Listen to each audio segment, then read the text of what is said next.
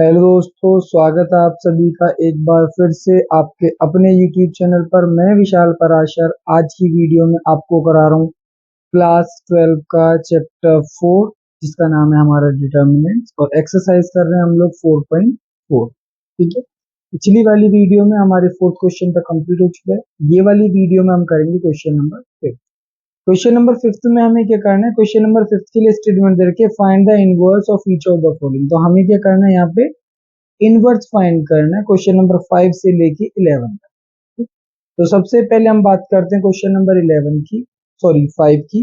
यहाँ पे हमें एक 2x2 की मैट्रिक्स दे रखी है, इसका हमें इनवर्स फाइंड करना है। और वहां पे उन्होंने दे रखा है लास्ट में इफ इट एग्जिस्ट, अगर वो एग्जिस्ट करता है तो एग्जिस्ट के लिए सबसे पहली कंडीशन है कि हम यहाँ पे फाइंड करेंगे जो गिवन मैट्रिक्स है उसका डिटर्मिनेंट। तो सबसे पहले हम फाइंड करते हैं इसका डिटर्मिनेंट ऑफ ए, अगर ये हमारी मैट्रिक्स है। ठीक है, तो डिटर्मिनेंट हमें फाइंड करना आता है 3 to the 6 minus 4 to the -8। तो ये आ गया हमारे पास 6 प्लस 8 यानी कि 14। तो एग्जिस्ट से मतलब है कि determinant of A does not equals to, अगर हमारा 0 है तो इसका इनवर्स भी एग्जिस्ट करेगा। ठीक है, determinant of A does not equals to 0 वाला जो केस होता है उसे हम कहते हैं नॉन सिंगुलर मैट्रिक्स। ये मैंने इंट्रो में बताया हुआ है, और इसके बारे में मैं डिस्क्रिप्शन में इसका लिंक भी दे दूंगा, आप जाके चेक कर सकते हैं इस एक्सरसाइज के इंट्रोडक्शन में। तो वहां पे मैंने भी बता रखा है, दोबारा से बता दे रहा हूँ कि किसी भी मैट्रिक्स का हम इनवर्स तभी फाइंड कर सकते हैं जब वो क्या होगी, हमारी नॉन सिंगुलर होगी, यानी उसका डिटर्मिनेंट 0 के बराबर नहीं हो। ठीक है, ठीक, तो अब हम फाइंड करते हैं इसका डिटर्मिनेंट, सॉरी इनवर्स।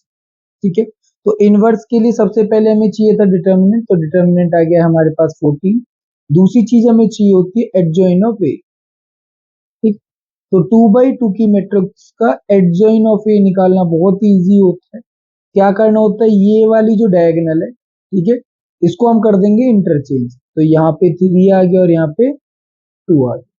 ठीक, दूसरी चीज, ये वाली जो डायगोनल है इसके साइन चेंज कर देंगे, तो ये हो जाएगा +2 और ये हो जाएगा -4। फाइंड क्या करना है हमें, फाइंड करना है ए इनवर्स। तो ए इनवर्स के लिए हमारे पास फॉर्मूला होता है डिटर्मिनेंट ऑफ ए, सॉरी 1 में डिटर्मिनेंट ऑफ ए और साथ में एडजॉइन ऑफ ए। तो 1 डिटर्मिनेंट ऑफ ए, इसका मतलब हो गया 1 में 14।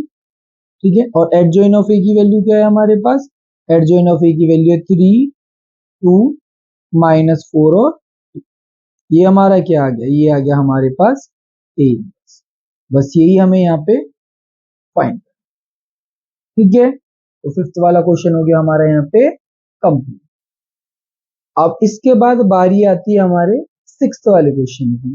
उसकी मैट्रिक्स को लेट कर लिया हमने। ठीक, तो सबसे पहले क्या फाइंड करना है, सबसे पहले हमें फाइंड करना है डिटर्मिनेंट ऑफ, उसी से पता चलेगा हमें कि ये हमारी सिंगुलर मैट्रिक्स है या नॉन सिंगुलर।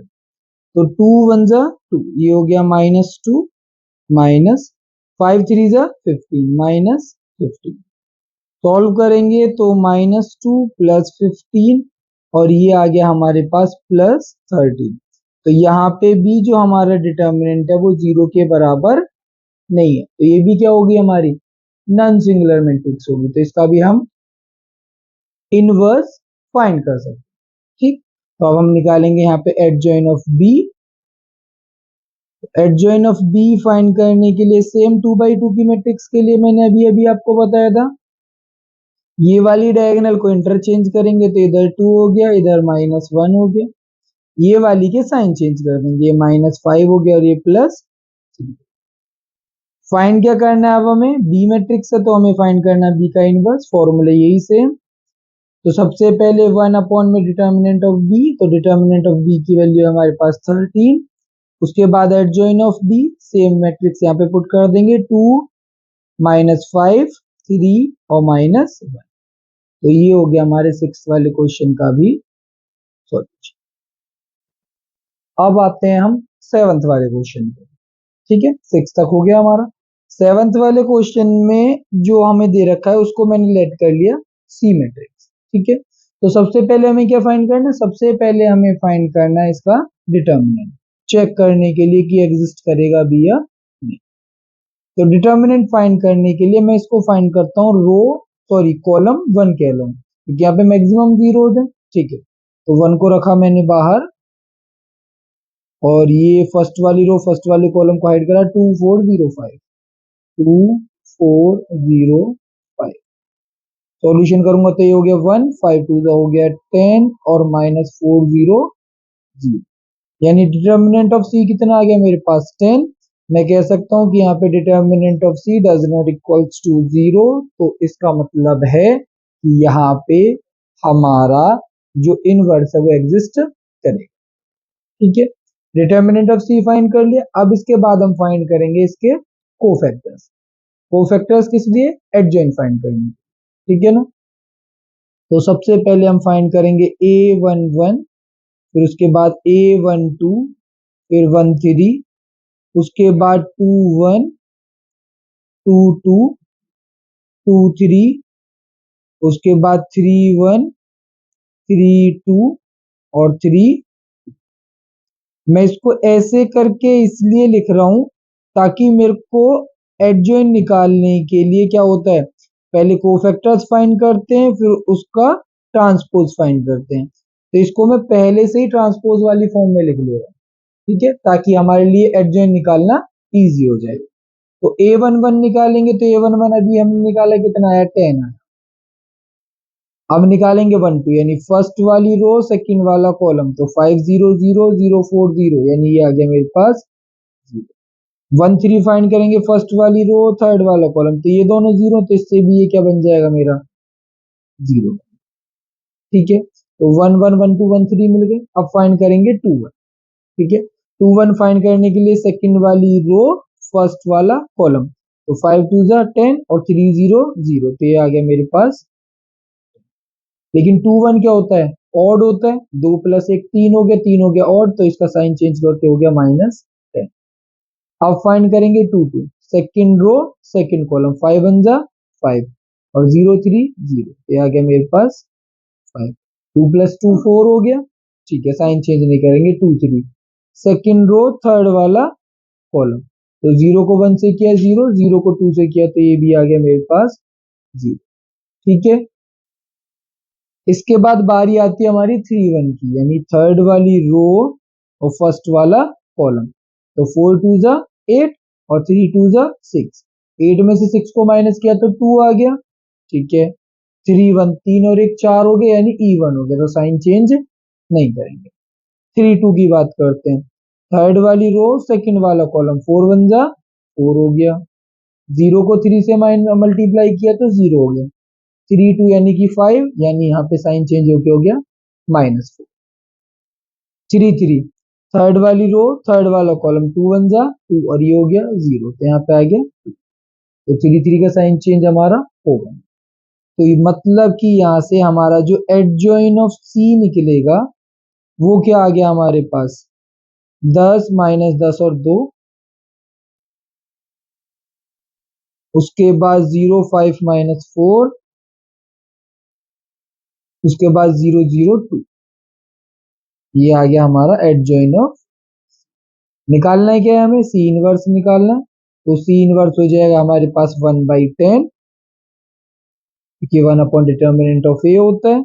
उसके बाद हमारा एडजॉइन यानी कि 10 -10 और 2, उसके बाद 0 5 -4 और उसके बाद 0 0, तो क्वेश्चन नंबर 7 हो गया यहाँ पे हमारा। ठीक है, अब बारी आती है क्वेश्चन नंबर 8 की।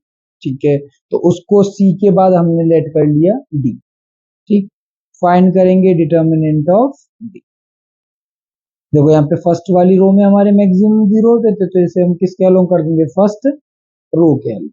तो सबसे पहले आ गया मेरा 1, फर्स्ट वाली रो फर्स्ट वाले कॉलम को हाइड किया, तो 3 0 2 और -1। 1 मेरा बाहर है, 3 1 3 हो गया और ये हो गया मेरे पास 0, यानी कितना आ गया -3। तो यहाँ पे भी डिटर्मिनेंट ऑफ डी जो है वो 0 के बराबर नहीं है, यानी कि इसका भी हमारा जो इनवर्स है वो एग्जिस्ट करे। ठीक है, अब हम फाइंड करते हैं इसके भी कोफैक्टर्स। सबसे पहले A11 12 फिर 13, ठीक। उसके बाद 21 22 23, उसके बाद 31 32 और 3, कॉमा लगा दिया इधर सारे में। तो 11 की वैल्यू अभी निकाली, कितनी आ गई, -3 आ गई। ठीक, अब बात करते हैं 12 की, यानी फर्स्ट वाली रो और सेकंड वाला कॉलम। तो 3 1 जा 3 और 5 0 0, तो ये आ गया मेरे पास -3, साइन चेंज करके हो गया +3।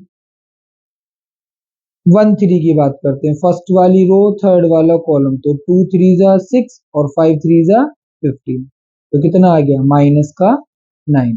देखो 2 3 जा 6, 5 3 जा का 15 हो गया, ये आ गया मेरे पास माइनस का 1 3 है, साइन चेंज नहीं करेंगे।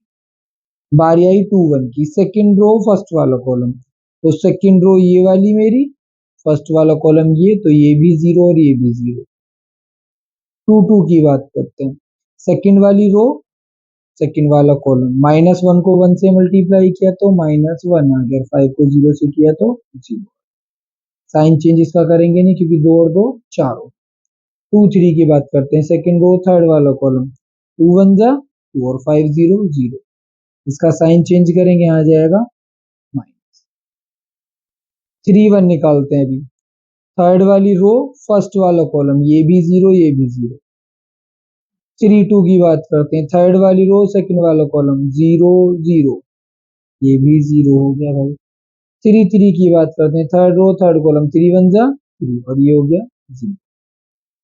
तो यहां से हमारा जो एडजॉइन ऑफ डी बनेगा वो आ गया हमारे पास कितना, -3 0 0, उसके बाद 3 -1 0 -2 -9 -2 और ये आ गया, ये आ गया एडजॉइन ऑफ डी।